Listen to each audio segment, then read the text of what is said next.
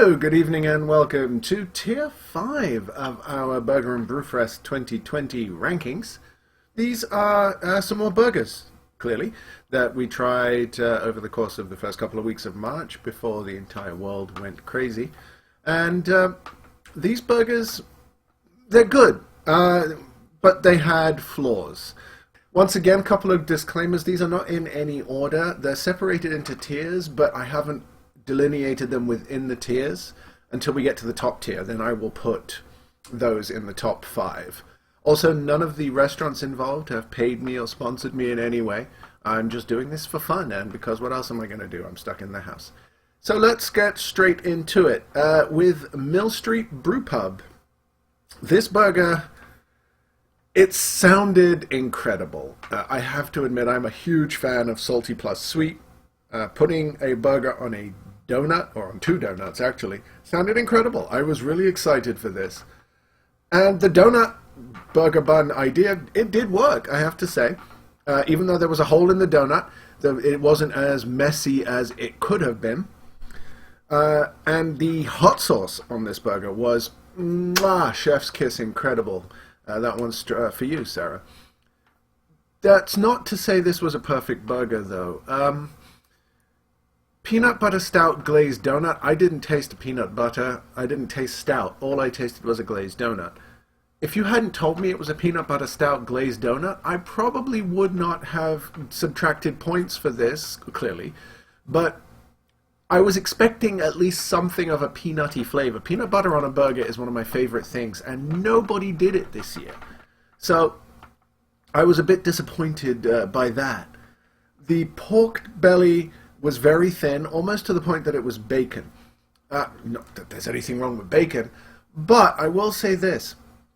I am well known amongst my friends for not being a fan of the Wendy's Baconator.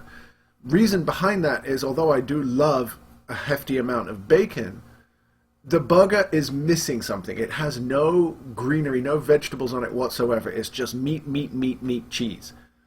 And a lot of people love that.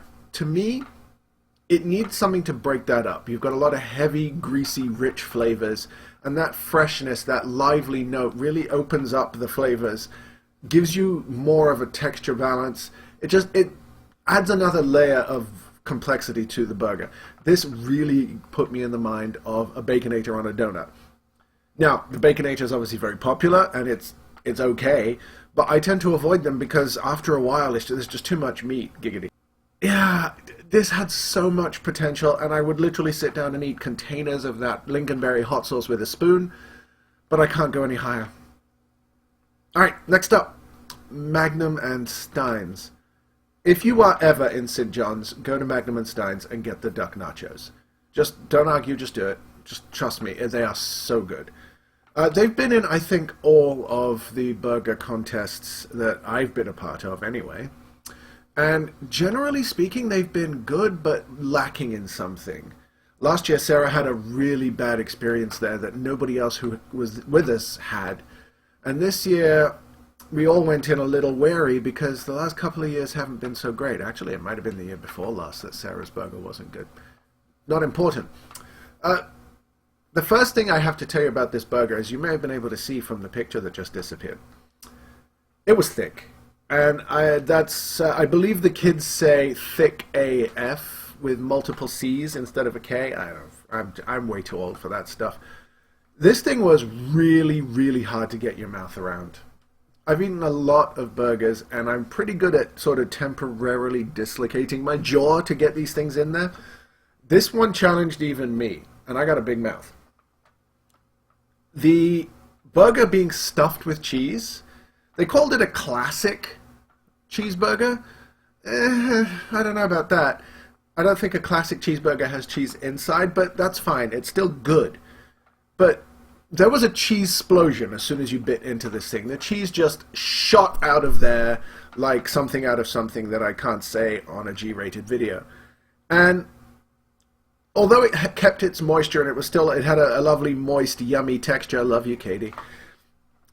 It was still, you lost that extra flavor, and the patty, it did have flavor, but it needed that cheese in there to give you what the chef originally designed.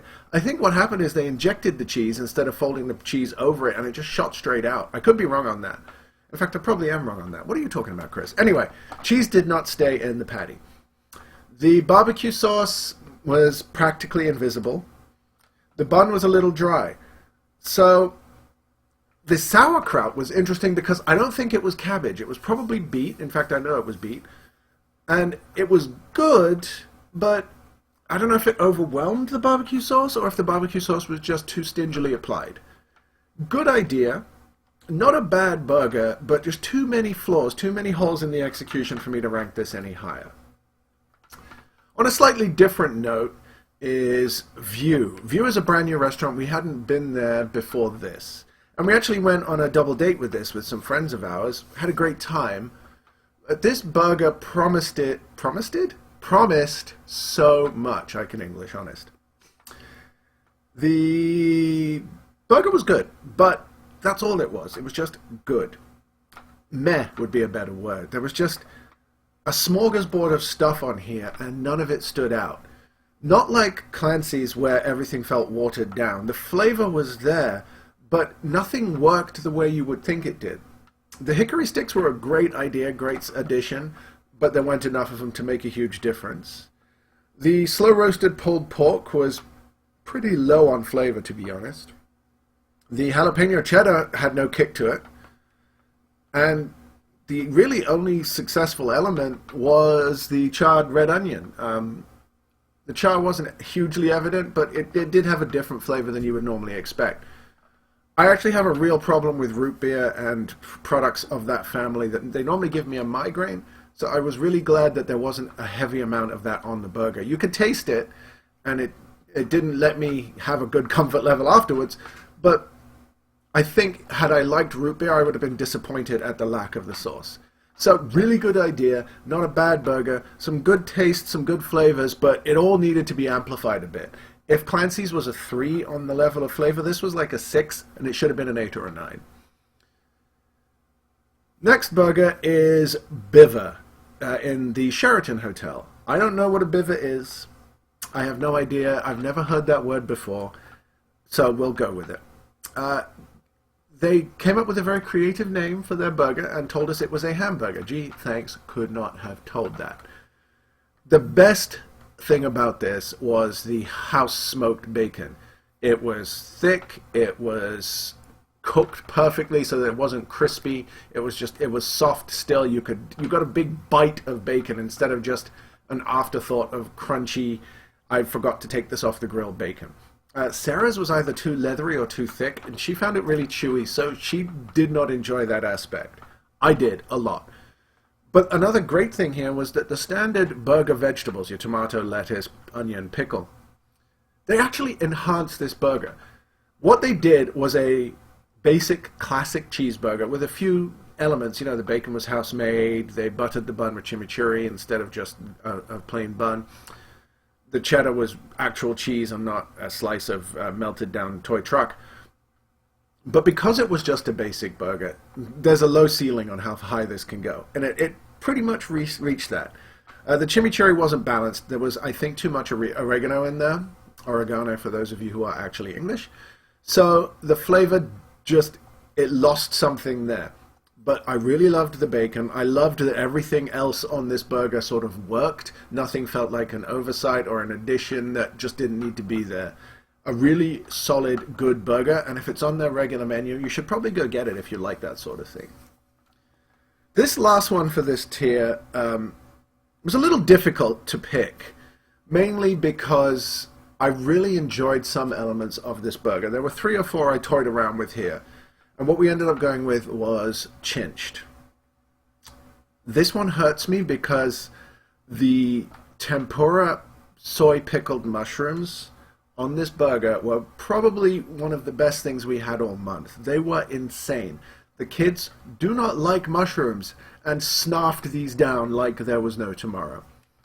By the time they were finished, there wasn't mushroom inside. Get it? That's terrible.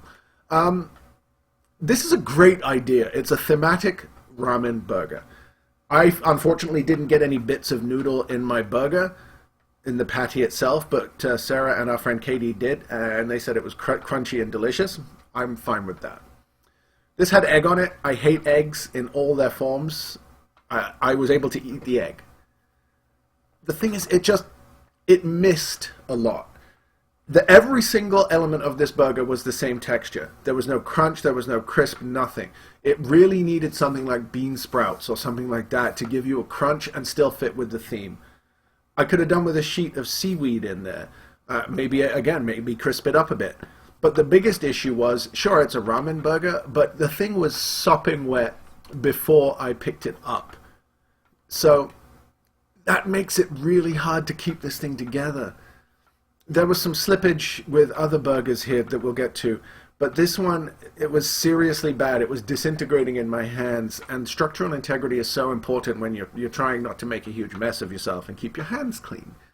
So Chinged had a really tasty, good burger, but the problems with the execution and the fact that there were so many small elements missing is what puts it in this tier. It could easily have been a couple of tiers up. Folks, that's all for this tier. Don't forget to like, comment, and subscribe. Love you, Dom. And see you for tier 4, which should be up nice and early tomorrow morning.